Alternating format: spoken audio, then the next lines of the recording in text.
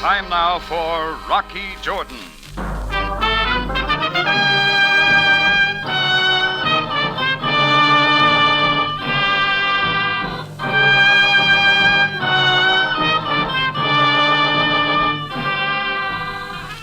Not far from the Mosque Sultan Hassan in Cairo stands the Cafe Tambourine, run by Rocky Jordan. The Cafe Tambourine, crowded with forgotten men, alive with the babble of many languages. For this is Cairo, where modern adventure and intrigue unfold against a backdrop of antiquity. Tonight's story, Consignment for Naples.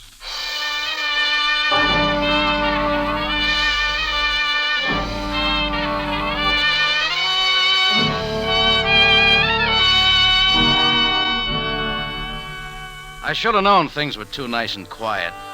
It was in the heat of the day, and my Cafe Tambourine was almost deserted. The cash register was as silent as the Sphinx out of tourist season, so I went back to my office to get some paperwork done. I just buried my nose in a bunch of figures when the next thing I knew, a dapper Egyptian in British clothes and a red fez popped in the office door. He handed me an elaborately embossed card, sat down, snapped open his briefcase, and came out with a fistful of papers. Ahmad Hassan, Mr. Jordan. Great Nile Insurance Company, Cairo. Yes, so I read. Well, I got lots of insurance, Mr. Hassan. Yes, that is quite obvious, Mr. Jordan. And why waste your time? If you please, my call is in regard to a certain cargo which you recently consigned to Naples by way of the Cairo air freight lines. It was insured through my company. What about it? Mr. Jordan, do you not know that the plane carrying your cargo crashed near El Alamein 2 days ago? Come to think about it, I did read about a plane crash, but I didn't connect it up. Your cargo was completely destroyed by fire. Oh, so that's it. Well, hardly worth your bother, Mr. Hassan. Didn't amount to much. That is a matter of opinion. Sort of a thank you gift I was sending to a friend in Naples. Some cases of brandy dates. Mr. Jordan, what was in the cases is not our affair. My company has thoroughly reviewed the situation and decided to pay you in full for the loss. I have the check here. You are on the job. We prefer to have the matter settled quickly. Now... Hey, wait a minute. This check's made out for 500 pounds, $2,000. The full amount of the coverage. But I only shipped 5 cases. 150 cases, Mr. Jordan. Insured for 500 pounds. You need a bookkeeper. If you please, the figures are quite clear. Will you accept the check, Mr. Jordan? If that's the way you want it. Very well. Now, if you will sign these papers. Sure, anything to please. Here and here. Yeah. What next, Mr. Hassan? That will be all. Here is your check. Thank you. And now, Mr. Jordan. Yeah? Understand, I speak only for myself when I say that this has been the most disgusting affair in my experience. What? Just what are you talking I will not discuss it. I wish only to say that I think you are a low, contemptible, despicable dog. Good day, Mr. Jordan. His remarks had a subtle edge that left me wondering. And suddenly it occurred to me that this could well be the start of a big deal. I hadn't shipped 150 cases, only 5, and they were insured for exactly $20. So right there, I decided to stop staring at the check in my hand and find out what the bank thought about it. I was just going to pick up the phone when I saw her in the door. American, 1949 model. Just the right lines from her smart shoes to the little feather in her hat. I liked everything about her, especially her brown eyes. But they didn't return the compliment. Mr. Jordan? Yeah. So, you are Mr. Jordan. That's me, lady. You must think you're very clever. Yeah, always gotten along. Don't bother to hide the check, Mr. Jordan. I saw him give it to you.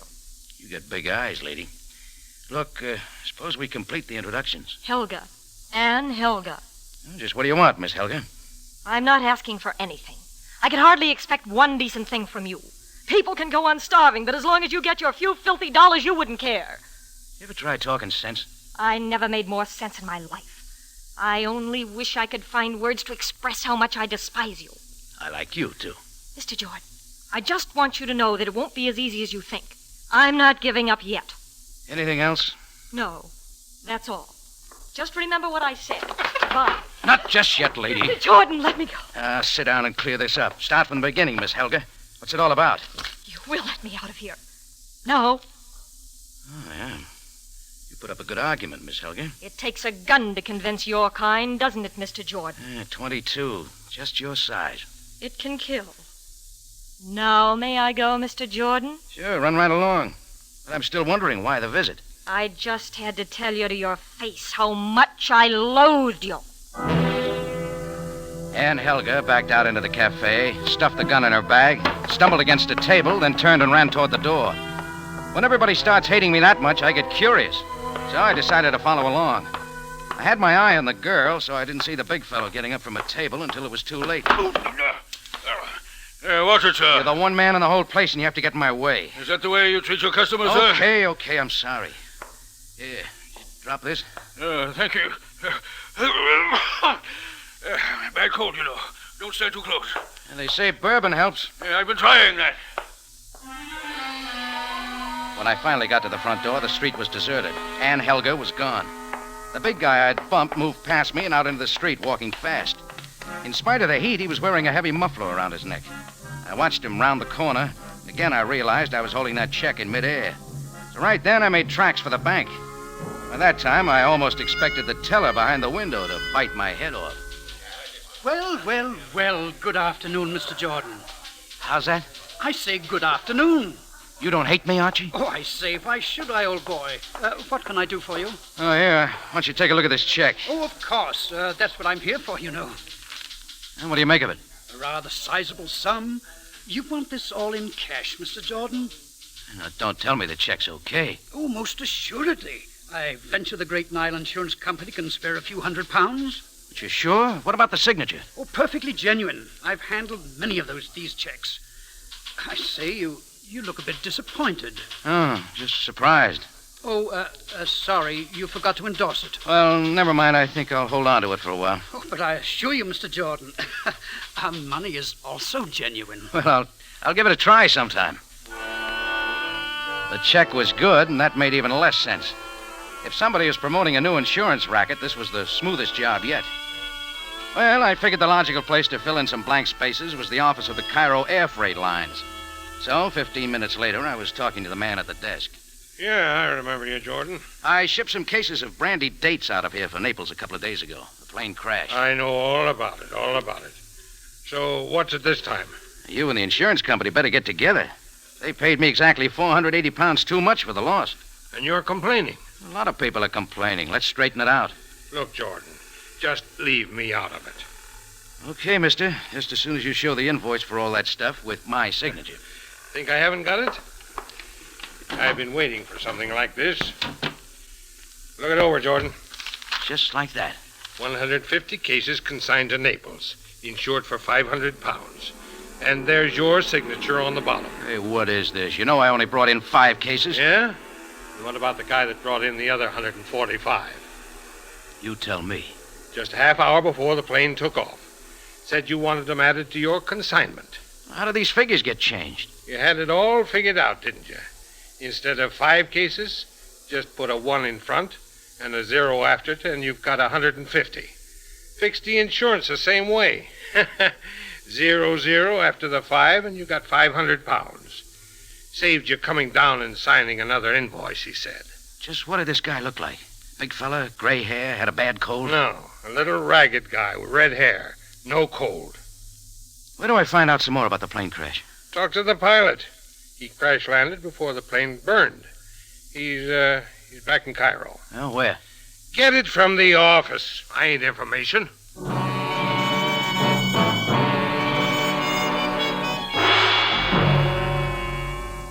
The man in the office didn't like me either. But he finally told me the pilot was Andy Barker, lived at the Marmaduke Hotel. Well, I was fast becoming Cairo's #1 heel. But my #1 boy on the heel parade was a little ragged fellow with red hair. Till I could dig him out, I was off to the Marmaduke Hotel to see what the pilot could tell me. The room clerk did a take when I asked for Andy Barker's room number, but he gave it to me. Took me a couple of minutes to get up a noisy elevator to the 3rd floor and then find Barker's room. But I didn't have to knock. The door was wide open. And there in the center of the room, lying sprawled face down, was a man with a handful of rug. A whiff of Egyptian cigarette smoke turned my head to a chair in the corner. Calmly seated there was Captain Sam Sabaaya, Cairo Police. Well, Jordan, your usual timely entrance. Waiting for me, Sam? The room clerk is most cooperative. Come in, close the door. Is, this Andy Barker? It is? Why? I wanted to talk to him. Oh, you may talk to him, but I fear you will get no answers. You see, Yeah, don't tell me. Now, what did you wish to talk to this man about? About the crash of his cargo plane in the desert. And your interest? Some of my stuff was on the plane. What stuff? Brandy dates. Jordan, must I be eternally patient with you? Brandy dates indeed. That's what it was, Sam. Don't you believe me? Perhaps I do and perhaps not. Well, let's hear your idea. Enough, Jordan. What was on the plane or for what reason it was on its way to Naples was not my concern, but murder, it is something else. You think it ties up? The moment I do. What do you know of this Andy Barker? Not a thing, Sam. I never saw him before. I just got his name at the Cairo air freight office. Jordan, touch nothing. Oh, just looking, Sam. Lipstick on cigarettes in the ashtray. Powder on the floor where a compact might have dropped. Yes, I see all that. At least it clears me. Do not be too sure, Jordan. Oh, I get it, Sam. You hate me, too. My personal feelings have nothing to do with it. You may go for now, but kindly remain available for Oh, hold further... it, Sam. Get me out of the dark. What's it all about? I said that is all, Jordan. Good day. Yeah, even my best friends wouldn't tell me. So I got out, and for once I was in luck. As I stepped out of the hotel into the street, a little figure ducked away quick and scrambled down the street. He was little, ragged, with red hair. Just the guy I wanted to see. He saw me coming and stepped it up. So did I. We kept it down a crooked side street, and finally I grabbed him and slammed him against a sandstone wall. No, let go. What's your name, little man? It's none of your business. Spit it out. Who are you? Don't, please. Passen. Leon Passen. Okay, Passon, you got a lot to tell me. Tell you, I think you're crazy. Murder always upsets me. Murder? I know nothing of murder, nothing. Then try this. A lot of cases consigned in my name for Naples. What was in them? Why should I know what was... That help your memory? Let's have it, Passon. What'd you have put on that plane? It was nothing. Ah. Wait. Only food. I don't buy that easy. It is true. The dehydrated food, that is all. Dehydrated food. Cute little trick to get the stuff in the Italian black market, right, Passon? What difference does it make? It is not your affair. Who you working for? Only for myself. Cut it, little man. You're not the brains. No, stop it, John. Who's behind it? Her name is Helga. Anne Helga? Yeah, I met her before. She was using you, Jordan. Using you very well. Till the plane crashed. Did she kill Andy Barker? What do you think? You're going to tell me, then the police. Maybe I will. They know the consignment was in your name. What about it? Everybody knows the stuff was in your name. When Andy Barker let it leak out, it was black market, so who else would kill him but you, Jordan? Why, you... Yeah. Hit me some more. But where you're going, you won't be able to hit anybody. For a long time.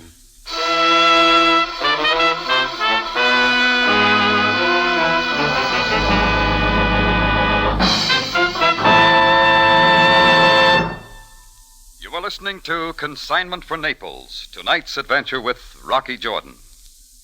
Every Sunday night on the Pacific Coast from 8 through 9:30, CBS brings you high adventure and thrilling mystery, designed to keep you absorbed in skillfully woven tales until the last surprising moment. Following Rocky Jordan, stay tuned for The Whistler. Then at 9, you'll enjoy Sam Spade and another exciting half hour. Take a voyage into mystery every Sunday night from 8 until 9:30.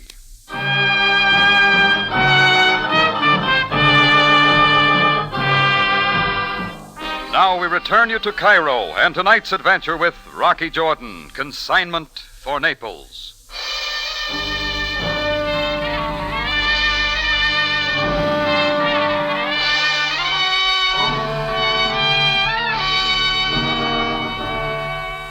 Naturally, I was the last to find out that my name was on a big shipment of dehydrated foods bound for the Italian black market.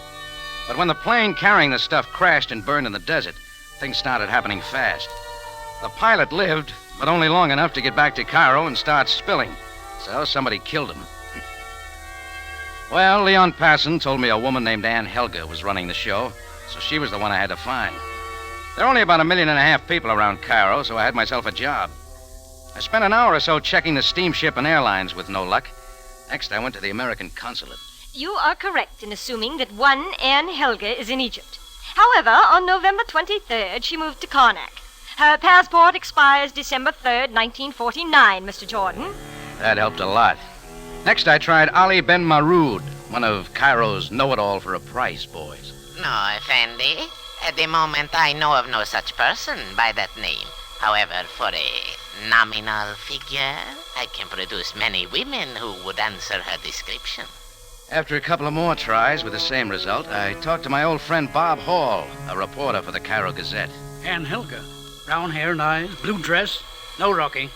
But I know a redhead that'll make you forget her. Yeah, that's the way it went. I scouted a dozen of the big hotels and was about to give up with the last one when I hit pay dirt. Not Miss Helga, but the big man with a bad cold. We'd met before, right after Anne's visit to my tambourine. I decided to play my hunch and follow the big fellow into the bar. Yeah, better not sit too close, mister. I've got a cold. Let's try some more bourbon. Huh? Oh, Mr. Jordan.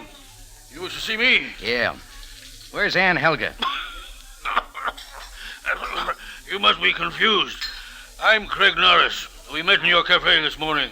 Little accident. Sure. Convenient, wasn't it? It kept me from following her out of the place. Nothing of the Back a little farther. Germs. You're lying, Norris. Germs or no germs, I'm staying with you till I get it. Yeah. Very well. You do know, don't you? This is most embarrassing, Mr. Jordan. I'll bet it is. I did follow a lady into your cafe. You're a man of the world, Jordan. You will understand. Yeah? I'm a businessman, importer, traveling away from home. Lonesome. Well, this Miss, Helga, did you say? Anne Helga. Anyhow, she's most charming. I, too, lost trace of her after she left the tambourine. You a friend of hers? Not exactly. I assure you I will bother her no more. In fact, I have a plane ticket for Calcutta, leaving in the morning. Okay, Norris. You're straightforward, Jordan. I like you for that. How about having dinner with me? No, thanks. But I tell you what I will do. Yes, When I find Anne, I'll give her your regards. Norris had made it sound pretty convincing, so I decided to give it up as a bad job. After spending the whole day looking for the phantom lady, it was time to lay the problem in the ample lap of Captain Sam Sabaaya.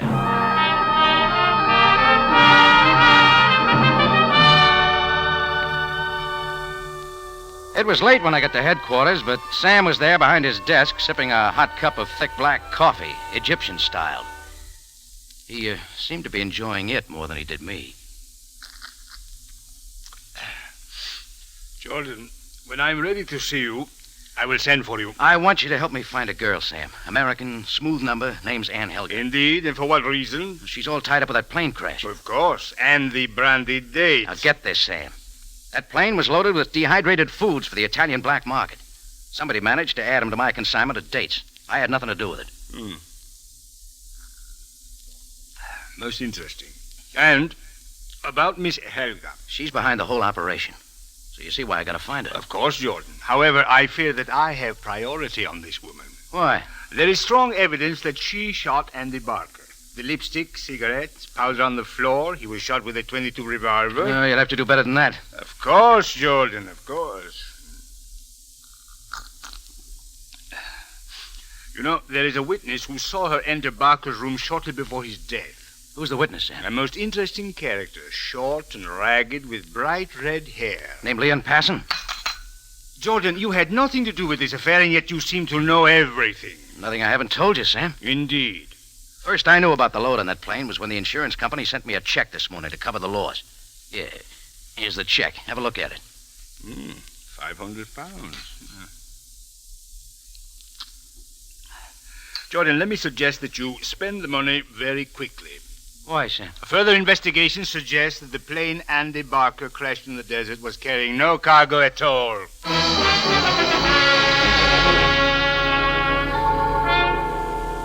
Now the whole thing was screwy. A plane crashes with a cargo that isn't there. Leon Passon threatens to pin the pilot's killing on me, then turns it on Anne Helga. Well, from then on, Sabaaya could have them both. I went back to the Tambourine. Chris had closed up long ago, so I let myself in the front way. And I went back to the office, figuring to put the check in the safe. I groped around for the door, then flicked on the light. You keep late hours, Mr. Jordan. And there she was, the girl I'd turned Cairo upside down trying to find, Ann Helga, with a familiar .22 leveled at my belt buckle. I've been waiting a long time. Well, I'm flattered. I think you understand, Mr. Jordan. No, I don't. That gun, Ann. This is all wrong. And why? You fixed me up good planting that hot cargo in my name. I'm the fall guy, so why's the gun on me? Should be the other way round. I told you I wasn't giving up. Now, where's the food? I should know. Where did you store it after you took it off the plane? Stand quietly and tell me. Look, one of us is all mixed up. Why don't you just Don't sit touch the light. Now then, lady, drop it. No, please, I won't. Just leave it there, Ann. Very well. Pick up the gun. Kill me with it. That would be so like you. You don't take care of yourself so good, Ann. You had a chance to shoot. I couldn't shoot anyone. I'm beginning to believe you. Now, give me the story right from the top. Don't you already know? No, not yet. What about the dehydrated food? Where'd it come from? I bought it all myself. Army surplus which had been stored since the war in Somaliland. I'd hoped to get it to Italy. They need food so badly. And why all the hocus pocus, sending it in my name? Mr. Jordan, I'll confess that getting the food onto that plane in your name was my idea, but I was at my wit's end. Twice before I attempted to ship quantities of food through proper channels, and both times it fell into the black market. You like taking chances, don't you? It might have worked, except for Leon Passon. Was he working for you? Yes, but he sold out. Perhaps to you. Not me, lady. Anyhow, the pilot was bought out for a few pounds. They moved the food off the plane and back into Cairo. Where, I don't know. Were you in Andy Barker's room this afternoon? Yes. I accused him of deliberately crashing and burning the plane to cover up for the missing cargo. He was frightened and about to go to the police. Only he was killed before he had a chance. Sam Sabaaya thinks you killed him. Did you? Shouldn't I be asking you that question? All right, I'll give you an answer. See this check from the insurance company? I know, for £500. What are you doing? Tearing it up. That convince you? Well, I'm not sure. There's still the missing food. Okay, let's both clean it up by taking it to the police. Very well. Now, Rocky? Let's go, Ann. What about my gun? I'll leave it there. Oh, by the way, how'd you get in here tonight? I hid before closing time. You gotta tell Chris to be more careful. Oh, just a second. Ann, look out!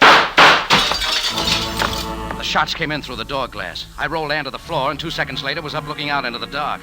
The light of a passing car caught the back of a running figure halfway down the block. I told Ann to wait there for me, and for the second time that day, I was off to the races. The guy was way up ahead of me, and the dark street swallowed him up. But a native card seller named Baragit down at the corner told me he'd seen somebody running toward the Sharia El Nar. When I got there, I flipped a paper boy a couple of piastres, and he pointed down to the docks along the Nile. He wasn't far ahead when I reached the docks. A lone riverboat was tied up in front of an old warehouse. I caught a glimpse of somebody ducking in a window. I counted 10 and went in after him. The moonbeam from a window played on a stack of cases along the wall. I didn't have to look any closer to know that they were full of dehydrated foods. I kept in the dark, trying to spot my little man, and then... No! A shout snapped me toward the next room way too fast. When I reached the door, the reception was waiting for me. The stars lit up and faded, and the familiar black curtain settled in.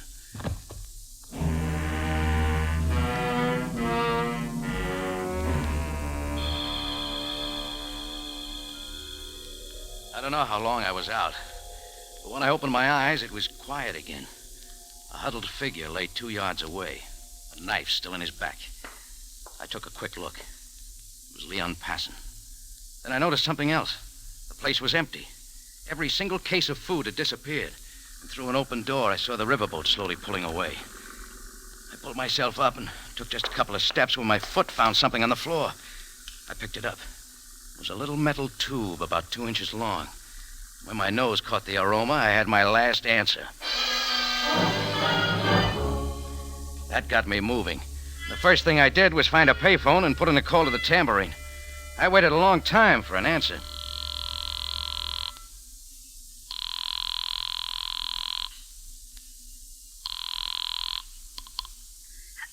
Hello? Ann, where you been? I wasn't sure I should answer. Rocky, where are you? What's happening? Now, we'll save the details. Listen, watch your step, but meet me at the Continental Savoy Hotel as quick as you can. But Rocky... Never mind. Just be there, Ann.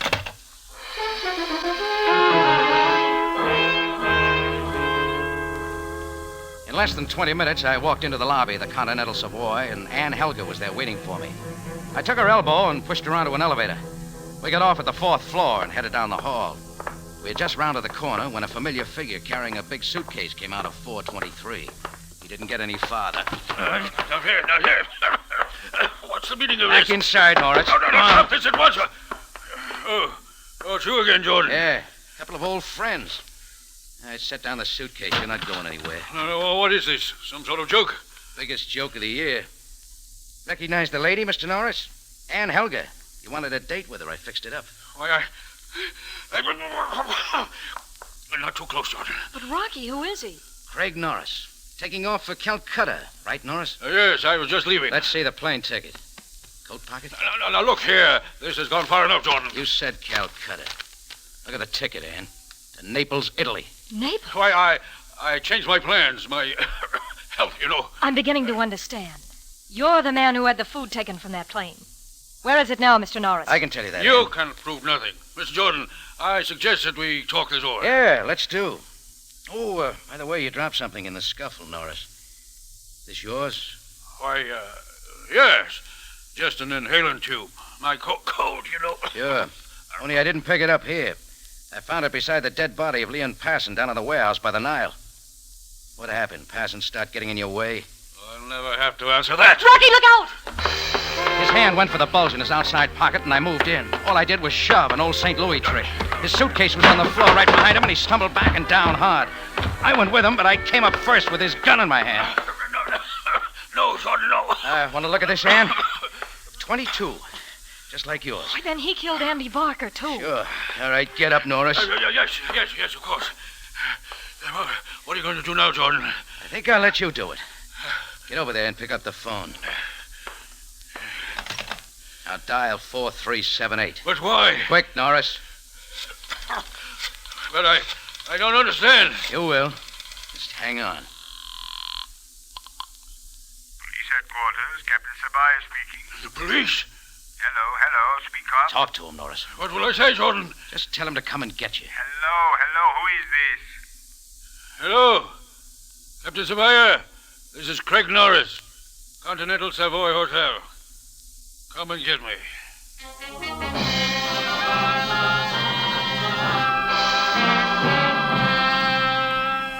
Sam made it in a hurry.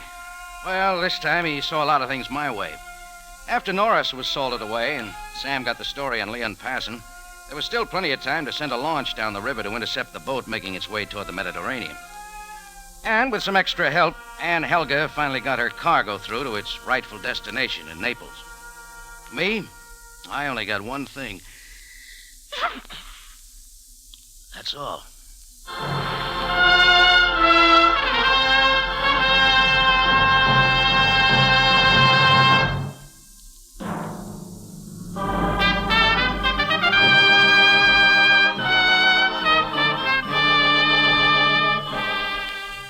It's CBS again at this same time next week for another story of adventure and intrigue when we take you back to Cairo and the Cafe Tambourine run by Rocky Jordan.